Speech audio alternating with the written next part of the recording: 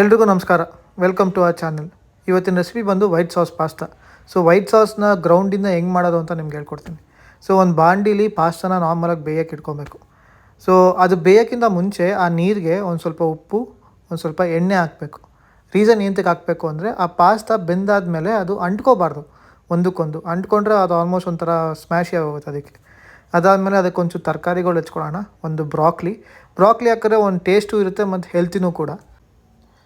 Broccoli ಜೊತೆಗೆ ನಾವು ಒಂಚೂರು ಜೆಕುನಿ ಹಾಕೋತಾ ಇದ್ದೀವಿ. ಸೊ ನಿಮಗೆ ಬರೀ ಈ ತರಕಾರಿ ಅಂತ ಅಲ್ಲ, ನೀವು ಬೇರೆ ಬೇರೆ ತರಕಾರಿಗಳನ್ನ ಹಾಕೊಬೋದು ನಿಮ್ಗೆ ಇಷ್ಟ ಬಂದಿದ್ದು. ನಾವು ಯೂಶ್ವಲಿ ಜೆಕುನಿ ಏನಕ್ಕೆ ಹಾಕ್ತಾರೆ ನಾವು ಒಂಥರ ಕ್ರಂಚಿ ಟೆಕ್ಸ್ಚರ್ ಕೊಡುತ್ತೆ ಜೆಕುನಿ ಮತ್ತು ಬ್ರಾಕ್ಲಿ ಬಂದು. ಸೊ ಅದಕ್ಕೆ ಲುಕ್ ಚೆನ್ನಾಗಿರಲಿ ಅಂತ ಒಂಚೂರು ಕ್ಯಾಪ್ಸಿಕಮು, ಸೊ ರೆಡ್ಡು ಮತ್ತು ಯೆಲ್ಲೋ ಕ್ಯಾಪ್ಸಿಕಮ್ ಯೂಸ್ ಮಾಡ್ತಾಯಿದ್ದೀವಿ ಇಲ್ಲಿ. ಇದೊಂದು ಚೂರು ಲೈಟಾಗಿ ಖಾರ ಕೊಡುತ್ತೆ ಪಾಸ್ತಾಗೆ, ಇಲ್ಲಾಂದರೆ ಬ್ಲ್ಯಾಂಡ್ ಆಗೋಗುತ್ತೆ ಪಾಸ್ತಾ ಫುಲ್ಲು. ಆ್ಯಂಡ್ ಇದು ನನ್ನ ಟಚ್ಚು, ಆನಿಯನ್ ಹಾಕೋದು ಪಾಸ್ತಾಗೆ. ಸೊ ಒಂದು ಆನಿಯನ್ನ ಫ್ರೈ ಮಾಡಾಕಿದ್ರೆ ಅದೊಂದು ಸ್ವೀಟ್ ಸಾರ್ ಟೇಸ್ಟ್ ಕೊಡುತ್ತೆ ನಿಮಗದು. ಇಷ್ಟು ನಾವು ಹಾಕ್ಕೊಂಡಿದ್ದ ವೆಜ್ಜೀಸು ಅಥವಾ ತರಕಾರಿಗಳು.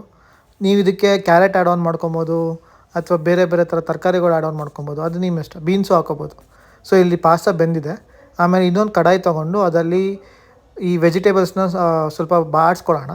ಸೊ ಫಸ್ಟು ಆನಿಯನ್ನು ಆ್ಯಸ್ ಯೂಶ್ವಲ್ ಆನಿಯನ್ಗೆ ಆಮೇಲೆ ಕ್ಯಾಪ್ಸಿಕಮ್ ಹಾಕ್ಕೊಂಡು ಒಂಚೂರು ಹಂಗೆ ಬಾಡಿಸ್ಕೊಳ್ಳೋಣ. ಫುಲ್ ಬೇಯಿಸ್ಬೇಡಿ. ರೀಸನ್ ಏನಕ್ಕೆ ಅಂದರೆ ಜಾಸ್ತಿ ಬೆಂದುಬಿಟ್ರೆ ಫುಲ್ ಮೆತ್ತಗಾಗುತ್ತೆ. ನಿಮ್ಗೆ ಆ ಕ್ರಂಚಿ ಟೆಕ್ಸ್ಚರ್ ಬೇಕು ಪಾಸ್ತಾ ತಿನ್ಬೇಕಾದ್ರೆ. Pasta first of all soft ಇರುತ್ತೆ, ಅದ್ರ ಜೊತೆಗೆ ನಿಮ್ಗೆ ಈ ಥರ ಕರುಮ್ ಅಂತ ಏನಾದ್ರು ಸಿಕ್ಕಿದ್ರೆ ನಿಮ್ಗೆ ಒಂಥರ ರುಚಿ ಚೆನ್ನಾಗಿರುತ್ತೆ. ಇದಕ್ಕೊಂಚೂರು ಸಾಲ್ಟ್ ಇಲ್ಲೇ ಹಾಕ್ಕೊಳ್ಳೋಣ ವೆಜಿಟೇಬಲ್ಸ್ಗೆ. ಸೊ ಸಾಲ್ಟ್ ಇಲ್ಲ ಹಾಕ್ಕೊಂಡ್ರೆ ಪಾಸ್ತಾಗೂ ಬೇಯೋಕ್ಕೆ ಅಂತ ಸಾಲ್ಟ್ ಹಾಕ್ಕೊಂಡಿರ್ತೀವಿ. ಸೊ ನೆಕ್ಸ್ಟು ಸಾಲ್ಟ್ ಹಾಕ್ಕೊಬೇಕಾದ್ರೆ ಒಂಚೂರು ನೋಡ್ಕೊಂಡು ಹಾಕ್ಕೊಳ್ಳಿ. ವೆಜಿಟೇಬಲ್ಸ್ನ ಸೈಡ್ ಇಟ್ಕೊಂಡು ಈಗ ಇನ್ನೊಂದು ಕಡಾಯಿ ತೊಗೊಳ್ಳೋಣ. ಅಲ್ಲಿಗೆ ಒಂಚೂರು ಸ್ವಲ್ಪ ಬಟರ್ ಹಾಕ್ಕೊಳ್ಳೋಣ. ಬಟರ್ ಕರ್ಗೋ ತನಕ ಕಾಯೋಣ. ಕರ್ಗಾದ್ಮೇಲೆ ಒಂಚೂರು ಮೈದಾ ಹಾಕ್ಕೊಳ್ಳೋಣ. ಅದಕ್ಕೆ ಮೈದಾ ಹಾಕ್ಕೊಂಡ್ರೆ ಅದೊಂದು ಟೆಕ್ಸ್ಚರ್ ಬರುತ್ತೆ ನಿಮಗೆ, ಕ್ರೀಮಿ ಟೆಕ್ಸ್ಚರ್, ಅದಕ್ಕೆ ಹಾಕ್ಕೊಳ್ಳೋದು. ಇದನ್ನು ಹಂಗೆ ಸ್ವಲ್ಪ ಫ್ರೈ ಮಾಡ್ಕೊಳ್ಳೋಣ. ಫ್ರೈ ಮಾಡ್ಕೊಂಡಾದ್ಮೇಲೆ ಸ್ವಲ್ಪ ಹಾಲು ಹಾಕ್ಕೊಳ್ಳೋಣ. ಅದಕ್ಕೆ ಸಾಸ್ಗೆ ಇದೇ ಬೇಸು ನಮಗೆ. ಸೊ ಇದನ್ನು ಹಂಗೆ ಮಿಕ್ಸ್ ಮಾಡಿಕೊಂಡು ಚೆನ್ನಾಗಿ ಆಡಿಸ್ಕೊಂಡು ಎಲ್ಲೂ ಗಂಟಿಲ್ದಿರೋ ಥರ ಆಡಿಸ್ಕೊಂಡು ಹಂಗೆ ಇದನ್ನು ಸ್ಲೋ ಫ್ಲೇಮಲ್ಲಿ ಬೇಯೋಕ್ಕಿಡಬೇಕು. ಅದಾದಮೇಲೆ ಸ್ವಲ್ಪ ಮಾಜರೆಲ್ಲಾ ಚೀಸ್ ಹಾಕ್ಕೊಳ್ಳೋಣ. ಅದಕ್ಕೆ ಪಾಸ್ತಾಗೆ ಚೀಸ್ ಇಲ್ಲ ಅಂದರೆ ಹೆಂಗೆ ಅಲ್ವಾ. ಸೊ ಹಂಗೆ ಇದನ್ನು ಕ್ಲೀನಾಗಿ ಲೋ ಫ್ಲೇಮಲ್ಲಿ ಬೇಯಿಸ್ಕೊಳ್ಳೋಣ. ಅದ್ರ ಜೊತೆಗೆ ಸ್ವಲ್ಪ ಪಾಸ್ತಾ ಮಿಕ್ಸ್ಚರ್ ಹಾಕ್ಕೊಳ್ಳೋಣ. ಆರಿಗ್ಯಾನೋ ಮತ್ತು ಚಿಲ್ಲಿ ಫ್ಲೇಕ್ಸ್ ಇರೋ ಮಿಕ್ಸ್ಚರ್ ಇದು. ಸೊ ನಿಮ್ಗೆ ಆ ಟೇಸ್ಟ್ ಕೊಡುತ್ತೆ. ಆಮೇಲೆ ಬಾಡಿಸಿರೋವಂಥ ವೆಜಿಟೇಬಲ್ಸ್ನ ಇದಕ್ಕೊಳಗಡೆ ಹಾಕ್ಕೊಂಡು ಹಂಗೆ ಕುದಿಯೋಕ್ಕೆ ಬಿಡೋಣ ಸ್ವಲ್ಪ. ಸೊ 80% ಅಲ್ಲಿ ಬೆಂದಿದ್ರೆ ವೆಜಿಟೇಬಲ್ಸು, ಇಲ್ಲಿ ಮಿಕ್ಕಿದ್ದು ಬೇಯುತ್ತೆ.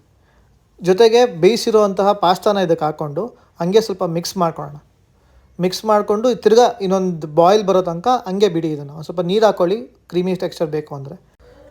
ಸೊ ಈಗ ನಮ್ಮ ಪಾಸ್ತಾ ರೆಡಿಯಾಗಿದೆ. ಪಾಸ್ತಾ ಯಾವಾಗಲೂ ಬಿಸಿ ಸರ್ವ್ ಮಾಡೋದನ್ನು ಚೆಂದ.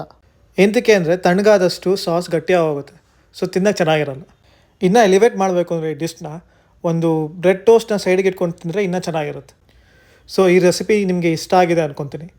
ಸೊ ನೀವು ಇದನ್ನು ಮಾಡಿ ತಿಂದು ಹೆಂಗಿದೆ ಅಂತ ಕಮೆಂಟ್ ಸೆಕ್ಷನಲ್ಲಿ ತಿಳಿಸಿ. Thank you for watching.